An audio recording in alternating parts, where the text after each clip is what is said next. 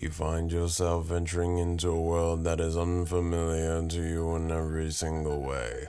All you have to your name is your wits and a broken phone that has no internet. But wait, you have the MidFall podcast in your hands.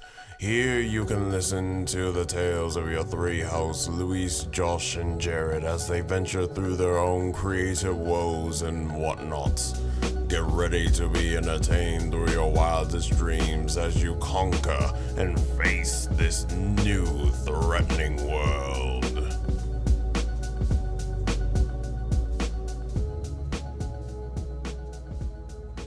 Welcome to the MidFall podcast. I'm your host, Jared, and we also have Mr. Luis and Mr. Josh. How's everyone doing today? Hello.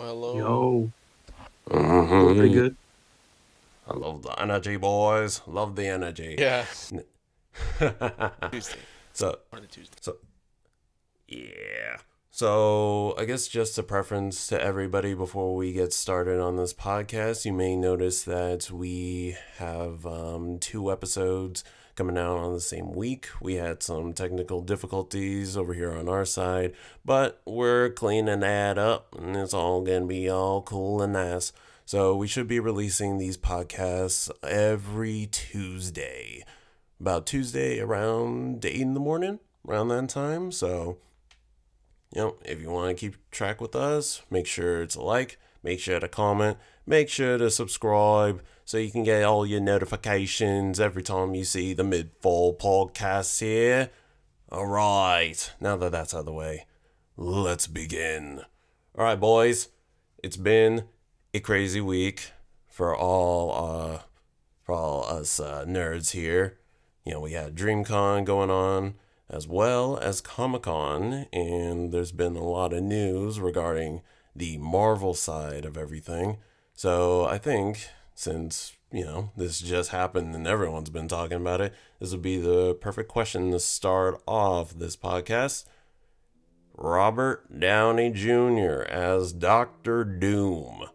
How are we feeling about this? How are we feeling?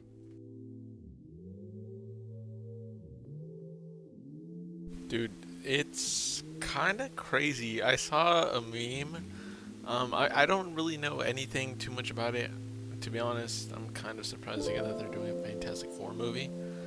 But I saw a meme that was like, I don't know if you remember from iCarly, like when Freddy, and I sent it to you guys, I believe.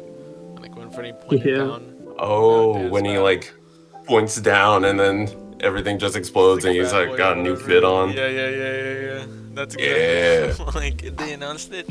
I think it's cool because you then get to repurpose the beloved actor that everyone loves, right? If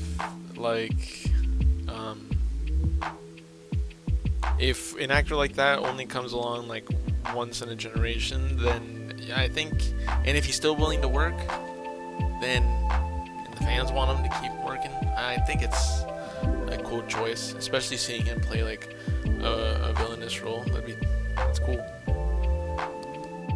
Yeah, I agree. I think there was some criticism that was valid, like people wanting specific people of areas of the world to be casted, which is totally fair. And then outside of that, although that reason's perfectly valid, I like the casting mainly because we know Robert Downey Jr.'s range. We know, at least I feel like he'll kill the role. I think he'll do really well. And I really think it's easy to complain for things like, oh, well, we just had him, now he's going to be another character, this is dumb. But it's really not that deep if you're thinking about it in that way. If it's just about oh, he's playing another character now, it's really not that deep. Let's see what he does, give him a chance. If it's for other reasons oh, you wanted someone, I think people wanted someone of Romani descent or something like that. That's valid criticism in my opinion. That's completely valid to want something like that. Sadly, it didn't happen. And Marvel most likely isn't going to change that decision because they're already putting millions of dollars into this. Tens of millions, closer to 100 million, I think. So it's okay that that's happening. It just sucks that some people didn't get what they wanted. But I think it's going to be good. I think he's going to do really well. I don't know if he'll People are saying like, oh, he'll appear in the credits of the Fantastic Four movie because he's not the villain of it. I think that would be pretty sick. Who was the last Doctor Doom? Sorry. The one from the original one, right? From when we were like kids? Yeah. Yeah, the 2005 Fantastic Four with Jessica Alba. Yes. Yeah. Yeah. When Chris Evans was what's his name? The Human Torch. Damn, don't worry. But yeah, no, honestly, I agree with both of y'all. I do. Honestly, having Robert Downey Jr. back again in the MCU was kind of speculated. Well, at least people were speculating that an Iron Man was probably going to pop up in Secret Wars. A Tony Stark was probably going to be there as well. We didn't know if Robert Downey Jr. was just going to do like a quick cameo or not even just be part of the plot, maybe a supporting character at best. But yeah, no, it's exciting to see him back in a major role in the MCU. Yes, it probably would have been better to have like an actual, like a Romani descended character, or not character, an actor being in that role of Doctor Doom. But at the same time, the MCU has always revolved around Iron Man, Tony Stark, Robert Downey Jr. So it almost makes like an interesting twist, because I know that a lot of people were saying that this most likely will be based on the infamous Iron Man storyline, where Victor Von Doom and Tony Stark were college roommates in this What If. They switched brains, and so Doom became like the Iron Man, and Tony Stark became the Doctor Doom of that universe. So it'll be a really interesting thing to see. Now I want to hear you guys' thoughts on this idea. So most likely, from what I've been hearing on the internet, and maybe this will be true, maybe it won't, who knows, but most likely that the Fantastic Four will take place in an alternate universe. What are you guys' thoughts that Robert Downey Jr. will be in that movie? Like Josh was saying, he'll be in that movie, but instead as a supporting character that we see throughout the movie that will get involved as Avengers Doomsday comes out. So you're saying it's set to take place as in a different universe as like Venom is, correct?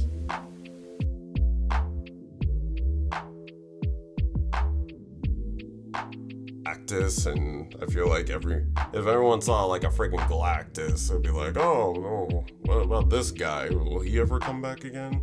Oh, so essentially just, okay. Then I feel like that'd be cool. Yeah, that'd be cool. I feel like, if anything, that's kind of the direction that they might want to take again until they find something that sticks enough to create a whole universe around. Because I feel like that's what they did first until Iron Man came out, right? Like, they just kind of tried making a whole bunch of really good, like, superhero movies, and if they were good enough, they would be like, okay, let's go ahead and make a sequel. And then, I feel like this can open a new storyline in a new universe. Yeah, I think so too. I like that it's in a different universe if it is going to be that way. Mainly because, like, I know in the comics, the Fantastic Four, like, kept themselves a secret for a while, like, at least in Ultimate Spider-Man.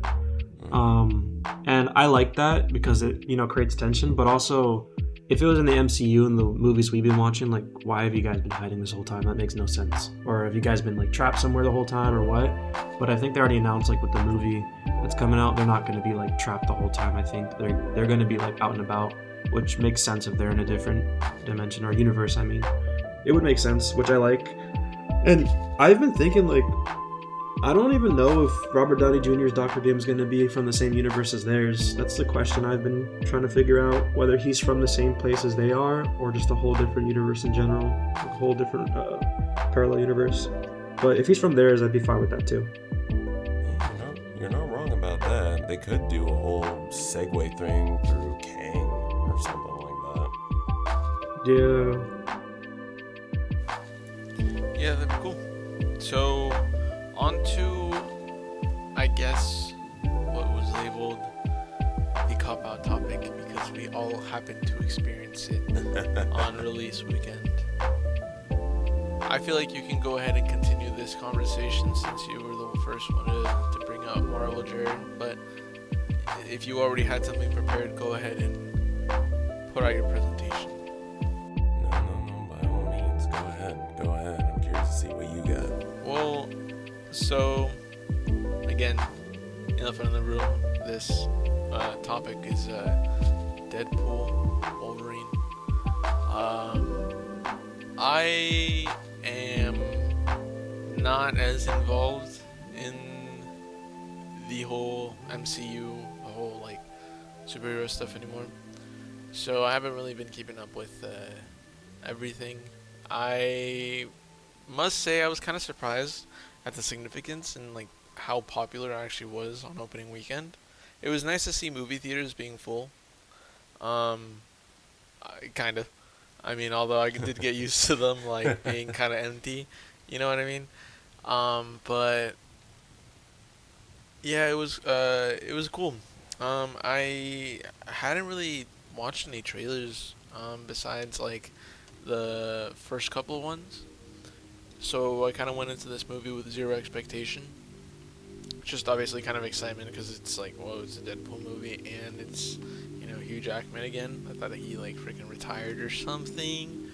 But it far exceeded whatever expectations I had. Because I really did like the first one. I saw the first one maybe a couple times, quite a few times. And then the second one, I think I might have only really seen it once, maybe twice. So I can't really remember the second one, to be honest. But I obviously remember that they were both funny. They both kind of did leave an impression. And the third one did all that, but just way better. I feel like they were also a little bit more like free with the jokes. Like the jokes and the comedy was very like, oh dang, like that's pretty edgy, especially the way that you're like talking about Disney. Oh man, you know what I mean? Like that's like so like real, I guess. So yeah, in terms of the storyline this time, it was great. It kept me entertained the entire time. I'm not gonna lie, I was kind of sleepy. Those chairs were semi-comfortable enough because they reclined. Not far enough, but they did recline. But those chairs were nice though. Yeah. We still gotta go to this other movie theater, okay? And like. That one. Yeah. You have to show me around, bruv. Exactly. Maybe we can go ahead and like, if Josh is in town by the time that anything good comes out, we can go ahead and go a movie there, like film something there. But yeah. So, moving on. Sorry. What did you think, Jared? Because you and I watched it together. So I really enjoyed it. It was very lovely to not only see Ryan Reynolds again put on the Deadpool costume and, you know, be his usual self, which honestly he was fantastic. But seeing Hugh Jackman again in the original costume too, I was like, oh my god, bro. And, you know,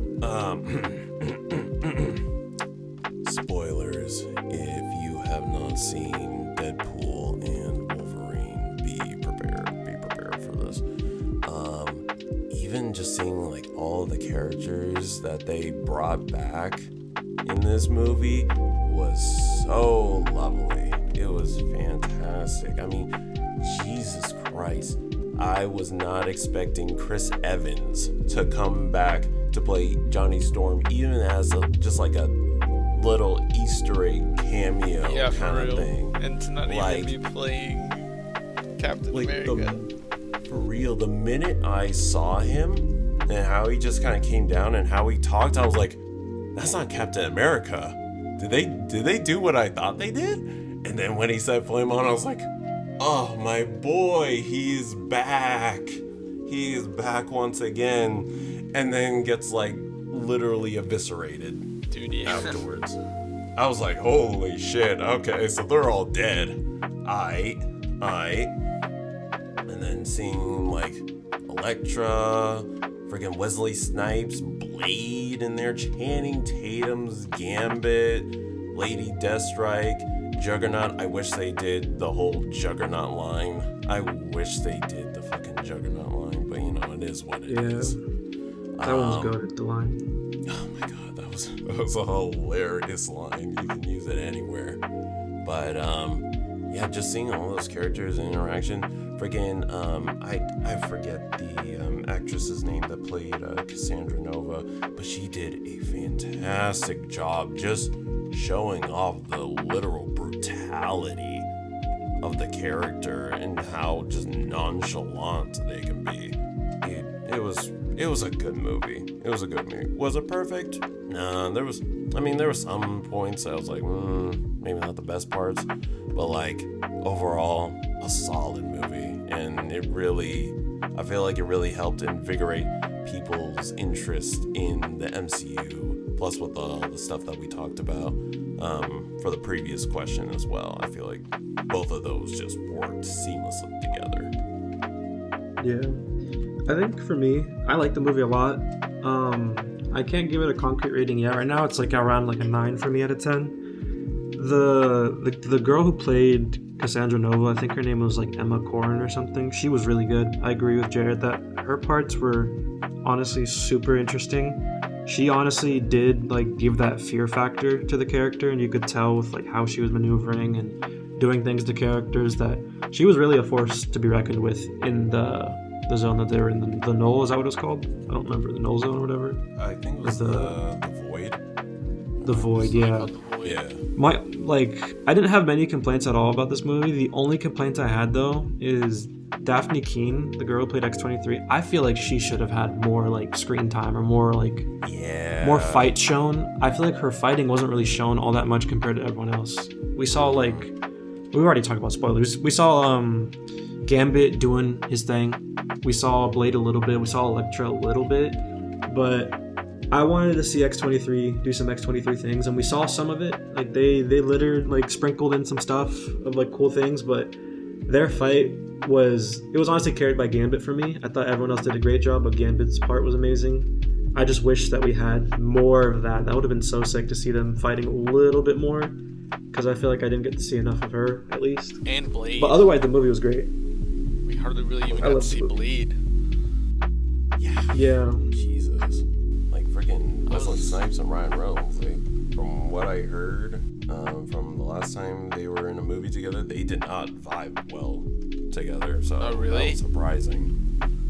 Yeah, that's weird. Okay, I'll take it. I'll take it. Exactly. Just that he was there anyway, because I forget when, but recently, like last week or something, I made a Blade reference. Or I was just saying not Blade. Oh, I think it's because of my glasses. I just found some old glasses in my car, and they look kind of like Blade glasses. So yeah. That's nice. Alrighty, Mr. Yash. Alright, my topics. I have 2 written down that are different altogether. So, do you want to go with the more serious one or the more fun one? Let's go with the serious one, because we just got with talking through a fun movie. So we'll bring it back up. All right. So, I feel like everyone who does creative work, especially you guys, because you've probably both experienced this a few times in your life, we can get into a zone where like we can create a lot of things, get things done, work really fast, work really slow, but then also feel accomplished at the end.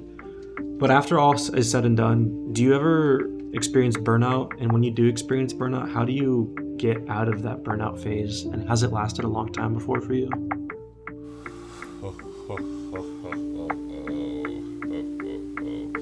Do you want to go ahead, Luis, or do you want me to? You can go ahead first. Okay. To answer your question, Mr. Josh, absolutely yes. I get burnout like too much during my like creative processes and all that. I feel like a lot of times when I get burnout, it's usually because it's kind of all in my head a little bit. Admittingly, I get a little bit kind of insecure about what I'm creating and how I'm doing it. Like if I don't make like a good beat for a while, I'm just like, man, am I doing good right now? Like, is this like even kind of worth it at this point? Or if I'm like writing something and none of the lyrics sound good, I'm like, damn, are these even good? Like, do these even make sense? These seem kind of bland to me, and people can like it all they want, and I'll just be like, damn, this ain't doing good. But I think one of the ways that I help myself deal with burnout is usually just taking a break from it all. Usually just like listening to stuff from other artists and other creators helps out a lot. Doing other things like playing video games or just like designing certain stuff helps. Like it's usually the process of bringing back those inspirations that pushed me forward helps me deal with just like the burnouts that I usually have. So Yeah. Okay, that's valid. That's exactly the same thing. You can't really like rush things. Yeah, especially because it gets discouraging after a while. But sometimes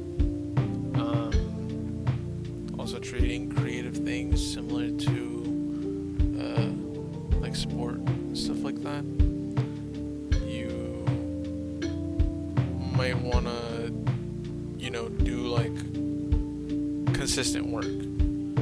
Like just try doing quick consistent work just to get a thought out there sometimes, just to get like through the BS thoughts a lot quicker. You know what I mean? Through like the bad just get like the stuff out of there, just declutter a little bit. But yeah, taking a break definitely is what helps, especially because we kind of have like short attention span as people, I guess. So if we can kind of like leave something for like about a week, I think that we can pick up plenty of inspiration and plenty of like I miss this nostalgic serotonin, I guess, from something. Because when we make a good beat, I think that we get like so filled with like serotonin that when we're on a consistent roll, like we just get a good hit, that sometimes we just need to take like a detox break and focus on something else before we come back to it. Yeah, it kind of develops like an ego a little bit. Yeah, and an expectation, like I'm gonna stay on this roll. Like I feel like that's maybe how I feel sometimes. Like I'm gonna keep this going. But yeah, just definitely. That's interesting that you brought up ego.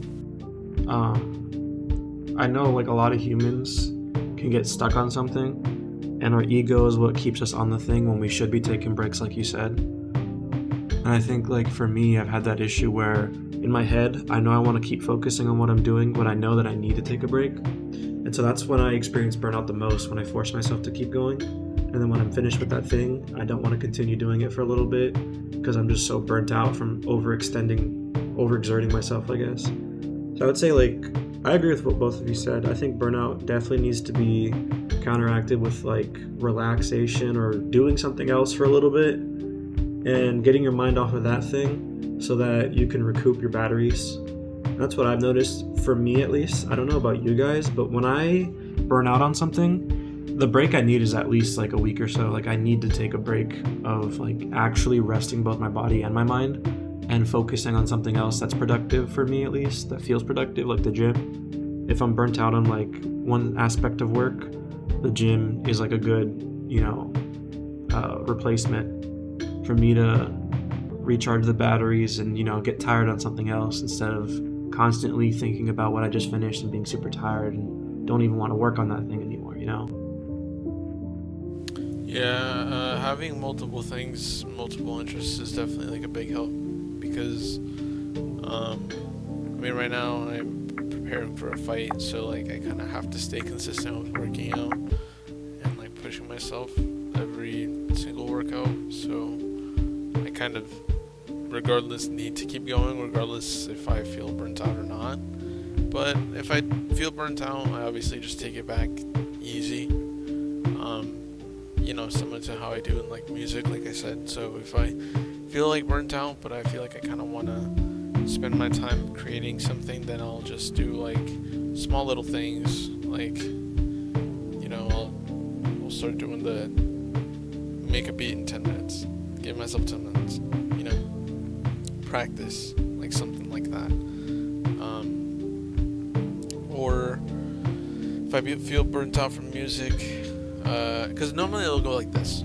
If I feel burnt out from like work, I'll want to come home and do some music. If I feel burnt out from music, I'll want to go ahead and hit the gym. If I feel burnt out from the gym, honestly, I probably just go to doom scrolling. Like, if that's the case, I think like unfortunately that's like the next place. Just being realistic, which I should probably change to another thing. I've been trying to, which I have really been enjoying having this whole planning thing with MidFall, which we just need to stay on top of, just because again, keeping the momentum, right? Because I'm not burnt out from it at all. If anything, I just lost some momentum on it, but getting used to making it a habit as well is one thing. I feel like I'm just going off on a tangent now, but you're on topic. I'm pretty done on where I was going. Yeah, what you said makes sense. I agree. Did you have anything to add to that, Jerry? I guess really just to kind of highlight on what you were saying and what I've been saying as well, is that I think that the whole hustle culture has really kind of warped people's mindsets when it comes to getting bigger with their creative interests. A lot of people have been highlighting this too lately, but we're not machines. We're not machines. We can't just put out consistency after consistency, whether people expect us to or whether we expect us to be able to do that. We're not going to be able to do that. At best we can maybe do big chunks or little pieces, but sooner or later we gotta just slow down. Just slow down, whether we literally have to or we're just kind of at a crossroads. We just can't keep on doing that. And and I feel like that's important to remind not only ourselves but everyone else around us, is that, we can't be perfect at everything. We're gonna have points where we're just gonna mess up. And that's okay. That's okay. It just kind of is what it is. It is what it is. Yeah. Yeah. I think people like to say like, oh, you can make those mistakes while you're young, but honestly, you can make mistakes while you're older too and still bounce back from it. And I think that's one thing I found that Jared mentioned this with what was it called, hustle culture or something like that? Mm-hmm. Yeah. Where not everyone does this, of course, but some are like, oh, while you're young, you can make mistakes, which is totally true. But you can like change your life when you're older. You can bounce back and do a whole career shift when you're older. You can change everything up for a healthy reason, of course, and make your life better. It's not an age thing, it's a mindset thing, but it's also a healthy mindset thing and not a delusional mindset thing. Definitely, yeah. Literally, like, people in their 30s, 40s, hell, even their 50s, who are just doing things that normally we'd be like, oh, you're supposed to only do those in like your late teens to early 20s. But no, it doesn't matter about age. It really doesn't. It's all about mindset. It's all about mindset. Yeah. Better to have I was watching a video. What'd you say? Better to have that mindset the younger that you are, though. That's true. Yeah. That's true. That's true. But yeah. I was watching a video, and it was about an older lady who's like 70 something, and she let herself, live her life as an old woman and, get complacent. But then she decided, you know what, I'm going to start going to the gym. And she ended up, feeling super healthy, super happy with the direction she was taking her life at 70 years old, just by going to the gym and eating healthy and changing things up. So it's definitely like, it's not too late for a lot of things, but it can be too late for most things if you wait too long, of course. But that was one of those things where she was able to shift her like whole life and change the trajectory probably of how healthy she was just because she wanted to. Yeah, definitely.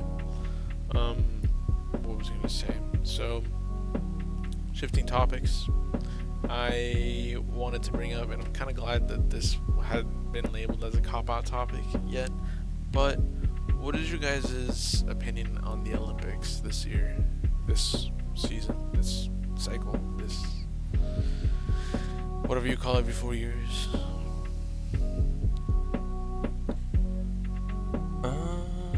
Like, do you guys watch any? I mean, I'm assuming probably like the basketball is like one of the most interesting thing on our end as Americans, just because we have a good team this year with Steph and LeBron, right, and KD. So,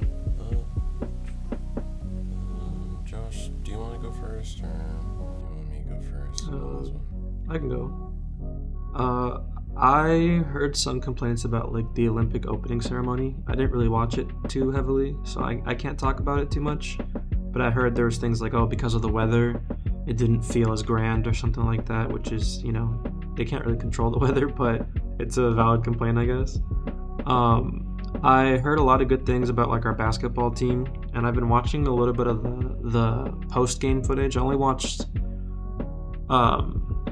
what's it called, the scrimmages before the Olympics started because it was at a decent hour, but now the Olympics start pretty early, so I don't really have the time to catch it. I have to, get up, take care of the animal, and then the dog, and then, eat. I don't really have the time to think about the Olympics just yet in the morning, but from what I heard, the Olympics have been pretty good. I've been seeing clips online. I like some of the events that are going on. Like, there was a shooting event that happened at the Olympics in terms of shooting a gun and aiming at a target, of course. And the event was pretty sick from what I heard. I heard it was actually really cool. There was records broken for that one too, apparently. And I think South Korea's women's team shooter got the gold from what I heard. And she broke a record while doing it, which was pretty sick. I'm not too sure if she actually got the gold, but that's just what I heard. And then I saw something about American gymnastics for men. The guy doing the pommel where you spin around that one, Well, you know what a pommel is, like that. Like it looks like a horse, basically, like a horseback. He spun on that, and he helped Team USA come back and win bronze, which is sick.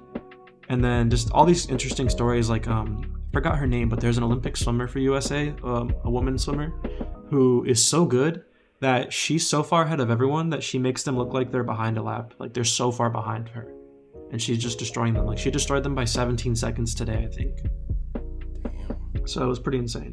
I think it's really cool to see the Olympics. I love seeing every country like win something in certain ways. Like it's fun to see them win without just copying the same formula, if there even is one.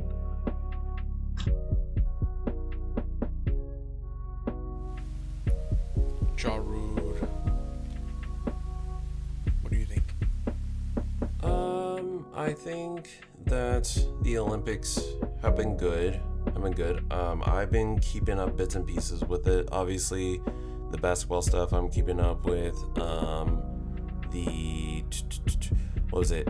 Gymnastics. Have been keeping up a little bit because come on, Simone Biles. Come on. A little bit of just a little bit of general, just Olympics I've been keeping up with, not terribly too much. I feel as though as much as there's been a lot of highlights of the Olympics this year, I feel like there's not too much focus on it in comparison to like previous years of Olympics, because I always felt like the Olympics were just so consuming. Like everyone's talking about the Olympics. That's like the big thing that is happening right now. But this year, it's definitely not as all-encompassing, I feel like, as previous. And that could be due to a lot of things. It could just be in general, the Olympics this year is just not as hype. It could also, be because of, the current political climate that we're in, not only in our country, but also just, the overall world.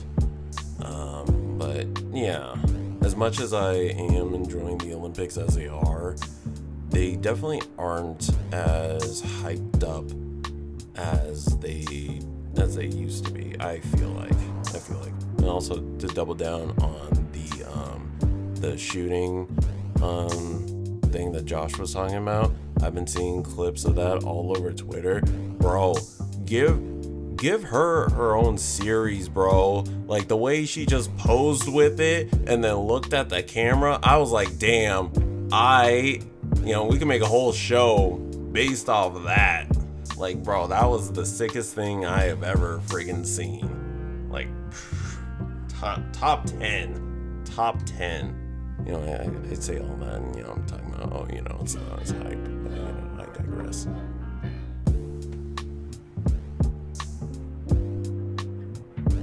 Yeah, no, that's cool. My coach always just has the Olympics, or just like playing on the TV at the gym, so got to see the ceremony. I mean, honestly, the ceremony looked cool still. I mean, I would assume that France / or Paris mainly is kind of foggy. I don't know if it really is, but yeah, I mean, it didn't look bad at all. Not bad at all. Looked pretty nice. And the basketball court looks really, really, really, really, really cool this year. I feel like, I don't know, that's just me personally. That's something I noticed as a person that doesn't watch and or keep up with basketball, but yep. And boxing was pretty decent. We got to see some pretty decently cool boxing, I guess, as well. That's about it for the topics, for my topic about the Olympics. Actually, one more thing I wanted to mention for Olympics. Go ahead. So in the Olympics, there's actually one thing I wanted to mention, because I think this guy deserves a highlight from any podcast. There's a guy who's playing on the American sand volleyball team named Chase Budinger, but he is about I'll just guess 7 feet tall, maybe just under. He's 6'7" maybe. And he's on the team, like an Olympic team for sand volleyball men's, but he used to be in the NBA, and he used to play professional NBA basketball for maybe 4 or more years, and he played a good minute and a decent amount of years, and he, growing up, played against Kevin Durant and with Kevin Durant on the McDonald's All-American roster, which is just like players getting invited and playing on the court for McDonald's. But he was good. Like, he was good in the NBA. He had a solid amount of years there, and then he transitioned to volleyball, and now he's in the Olympics. And I don't know if he's lost yet, but he won his first game in the Olympics, so he could go for gold, to be honest, which I think is sick that he played professionally and at the top level for 2 different sports, which I think deserves like commendation on its own. It's amazing that he's able to do that, transition sports and still be top athlete level at that. That's pretty good. That's pretty good. Hell yeah. I guess let's transition to our next topic, which I got for me right here. So, just yesterday, the Xbox 360 store closed down. So now all the games that were currently under that, just gone. You can't really access them anymore unless you already have them downloaded and whatnot. And it got me thinking a little bit, should gaming companies have their own like centralized store? So what I mean by that is pretty much they only have one store. It can be accessed through different consoles, but certain games obviously would be excluded from said console. Like, for example, you can't play Tears of the Kingdom on like a Wii U or something, because that's purely on Switch, so it'll lock you out of that. Or, for example, you can't play. I'm looking through my whole. So what are you catalog. necessarily unlocking? Like, what barriers are you breaking? Well, basically, it just allows certain people to still access games on the console, or just like the whole catalog in the store, without having to worry that like, oh, once this is gone, this game is like gone forever. If you have said branded console, you should be able to play said branded video games, essentially. Pretty much, or yeah, like their store. Pretty much. Yeah.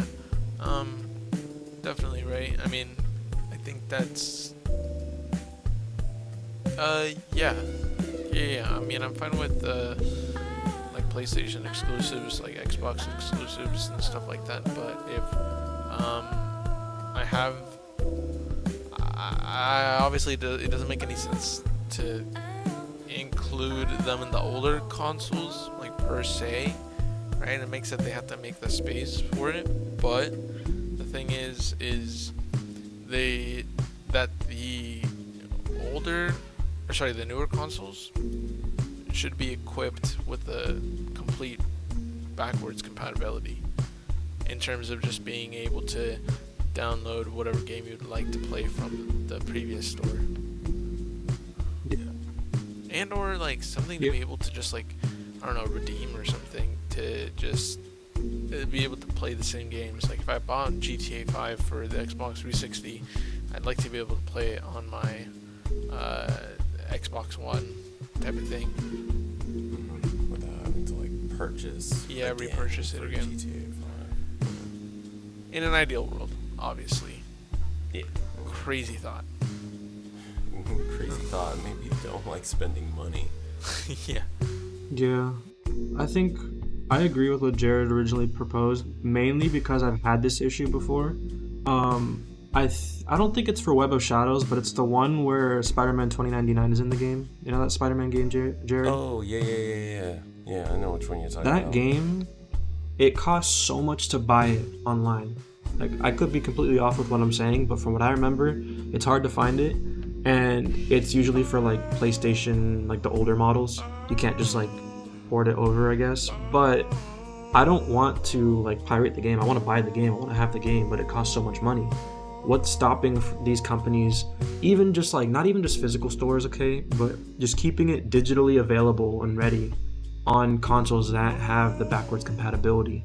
Like if the PS5 was able to play PS4 games, let's just say it was. If it was, why can't I buy the game that is only accessible on PS4 to be able to play it? Like I want to be able to play this game the legit way, but the ways to get it legitimately costs like hundreds of dollars, like $80+ when the game is like almost 10+ years old maybe, which is preposterous. It's crazy to me that I have to go through all these different hula hoops to get this one game that I want to try that I've never been able to play, and yet it's just not accessible. It's just not fun. It's not easy. I feel like video games, especially from the past, are becoming a thing where if you own the copy still, then you can keep playing it, but like you can almost never find a copy because they're not being produced anymore. And then getting it digitally, there's very few ways to get it digitally that's legitimate, and most of us want to get it legitimately, but there aren't avenues for that, and it just sucks. Same thing with the Deadpool game, right? Like you can't really get that either, or something like that. I think so. Yeah. That's crazy. Honestly, people. I don't think people really call it this, but this is what I kind of call the Pokemon conundrum, where like we'll have all these Pokemon games that are like 10+ years old, 15+ years old. They're old games, everyone likes them, but if you try to find them online, they're like 100+ just like a regular copy, not even with the box itself. It could just be the cartridge, and it'll be like over $100, or even like GameCube games, like they can be $100, and it's like, bro, like you can't access it anymore. So it just kind of pushes people to pirate, and it sucks. It sucks a lot. Yeah. I do want to say one more thing before we close it off. I just looked up the costs of Spider-Man. The game is called Shattered Dimensions, and this is just what I see on eBay. It costs $200 to buy it new for Xbox 360, and used is apparently $36. I don't know why there's such a price difference. But then new for PS3 is $334, and used is $60. And then for Nintendo DS, it's $559. So $559 it's just for a DS. The pricing port? Is so off. No, it's so off. Brother. God. Some people are like auctioning it, like letting people bid for cheaper, which is great. But I remember trying to find it in the past, and those are the prices I saw. And the first thing seeing that, I was like, okay, I'm not buying this game. Imagine spending $500,000 for an objectively worse port of a game. That's horrible. That's horrible. Yeah. Ugh. All right. Well, I think we have talked about a lot of things today, and honestly, I felt like it was a great conversation overall. If you liked what we were talking about today, make sure to like, make sure to comment, make sure to subscribe so you can keep up with us.